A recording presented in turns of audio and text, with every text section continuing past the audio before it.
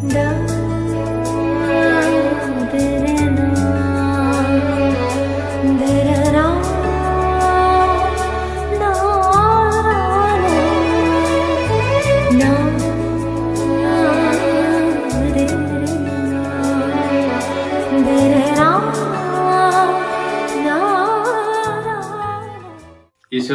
ഏറെ സ്നേഹിക്കപ്പെട്ടവരെ, ഏലിയാസ് ലീവ മൂശ കാലഘട്ടത്തിന്റെ മൂശ 3-ാം ഞായറാഴ്ചയിലേക്ക് നാം പ്രവേശിച്ചിരിക്കുകയാണ്.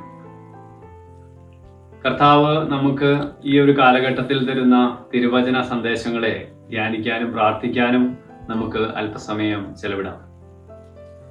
ഇന്നത്തെ തിരുവചന വായനകളിൽ പഴയ നിയമത്തിലെ നിയമാവർത്തന പുസ്തകം 13-ാം അധ്യായം 12 മുതൽ 18 വരെ തിരുവചനവും, യെശയ്യാപ്രവാചകന്റെ പുസ്തകം 41-ാം അധ്യായം 8 മുതൽ 16 വരെയുള്ളതും, പുതിയ നിയമത്തിൽ പൗലോസ്ലീഹ ഗലാത്യക്കാർക്ക് എഴുതിയ ലേഖനത്തിൽ 6-ാം അധ്യായം 1 മുതൽ 10 വരെയുള്ള തിരുവചന ഭാഗവും, സുവിശേഷത്തിൽ വിശുദ്ധ മത്തായി അറിയിച്ച സുവിശേഷം 8-ാം അധ്യായം 23 മുതൽ 34 വരെ തിരുവചന ഭാഗങ്ങളാണ് നമ്മൾ ഇന്ന് ചിന്തിക്കുന്നത്.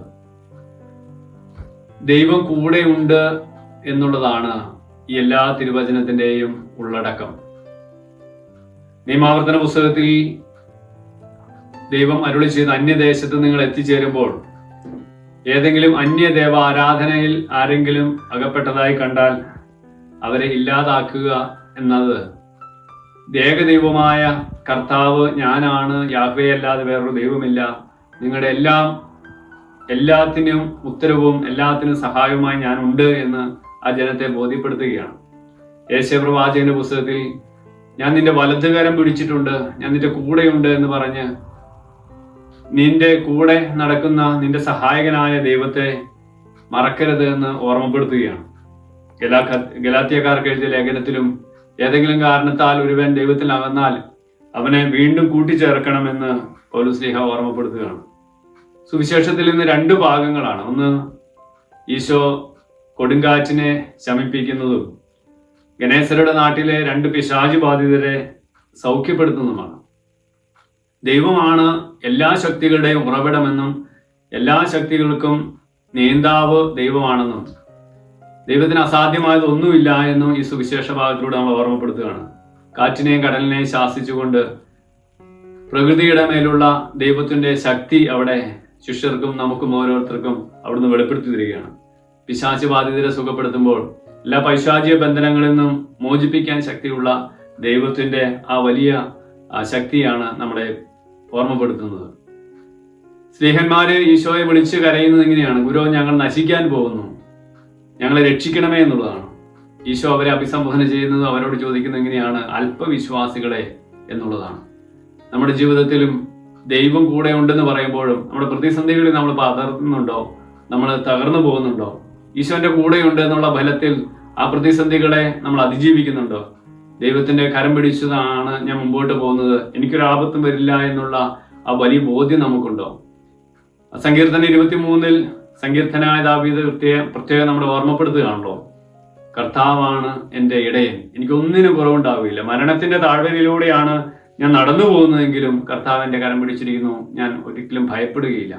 ദാനിയേൽ പ്രവാചകന്റെ പുസ്തകത്തിൽ 14-ാം അധ്യായത്തിൽ ദാനിയേല് സിംഹക്കുഴിയിൽ കിടക്കുമ്പോൾ അദ്ദേഹത്തെ ഹബക്കൂക്ക് പ്രവാചകനിലൂടെ ദൈവം ഭക്ഷിക്കാനായി അപ്പം കൊടുക്കുമ്പോൾ അദ്ദേഹം പറയുന്ന കാര്യമുണ്ട്. 38-ാം തിരുവചനം, ദൈവമേ, അങ്ങ് എന്നെ ഓർമ്മിപ്പിച്ചിരിക്കുന്നു, അങ്ങയെ സ്നേഹിക്കുന്നവരെ അങ്ങ് ഉപേക്ഷിച്ചിട്ടില്ലല്ലോ.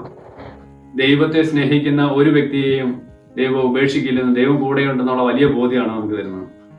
ഗനസരുടെ നാട്ടിൽ ദൈവം ഈശോ പിശാച് ബാധിതരെ സുഖപ്പെടുത്തുമ്പോൾ ആ ഗനേസരുടെ അല്ലെങ്കിൽ ആ നാട്ടിലുള്ള ആൾക്കാരുടെ മനോഭാവം കൂടി നമുക്ക് ശ്രദ്ധിക്കുന്നത് നല്ലതാണ്. അവര് ഈശോയുടെ അടുത്ത് വന്നു, ആ പട്ടണവാസികളെല്ലാം ഈശോയുടെ അടുത്ത് വന്നിട്ട് ഈശോയോട് പറയുന്നത്, ഇവിടെ നിന്ന് പോകണം, ഞങ്ങളുടെ ഈ നഗരത്തിൽ നിന്ന് ഇവിടുന്ന് മാറിപ്പോകണമെന്ന് നിന്നോട് അപേക്ഷിക്കുന്നു എന്നുള്ളതാണ്.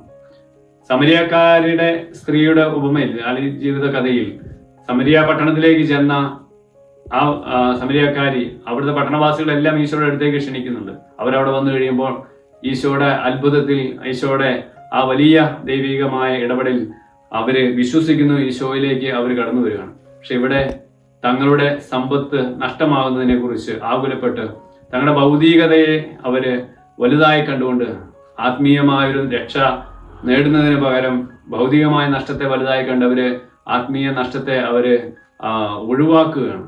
ഞങ്ങളിൽ നിന്ന് അകന്നു പോകണമേ, ഈ ദേശത്ത് നിന്ന് അകന്നു പോകണമേ എന്നുള്ളത്.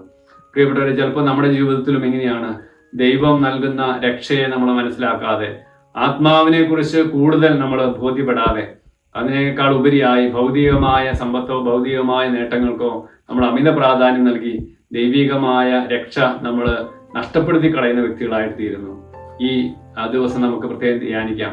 ഒന്ന്, ദൈവം എൻ്റെ കൂടെയുണ്ട്. ദൈവം സർവശക്തനാണ്. ഏത് പ്രതിസന്ധികളിലും എല്ലാ ശക്തികളുടെ മേൽ അതീതനായ, എല്ലാ ശക്തികൾക്കും ശക്തനായ ദൈവം എൻ്റെ കൂടെയുണ്ടെന്നുള്ളത്. രണ്ട്, ദൈവികമായ രക്ഷ സ്വന്തമാക്കാൻ ലഭിക്കുന്ന അവസരങ്ങൾ നമുക്ക് സ്വീകരിക്കാം. ദൈവിക രക്ഷയെ നമ്മൾ തടഞ്ഞു നിർത്താതിരിക്കാം, ഉപേക്ഷിക്കാതിരിക്കാം. ഒപ്പം തന്നെ ആത്മാവിനെ കുറിച്ചുള്ള ആത്മീയ കാര്യങ്ങളെ കുറിച്ച് കൂടുതൽ അവബോധമുള്ളവരായി നമുക്ക് ജീവിക്കാം. ദൈവം നമ്മളെ ഓരോരുത്തരെയും അനുഗ്രഹിക്കട്ടെ. ദൈവത്തിന്റെ കൃപയ്ക്ക് വേണ്ടി നമുക്ക് പ്രാർത്ഥിക്കുകയും ചെയ്യാം. ആമേൻ.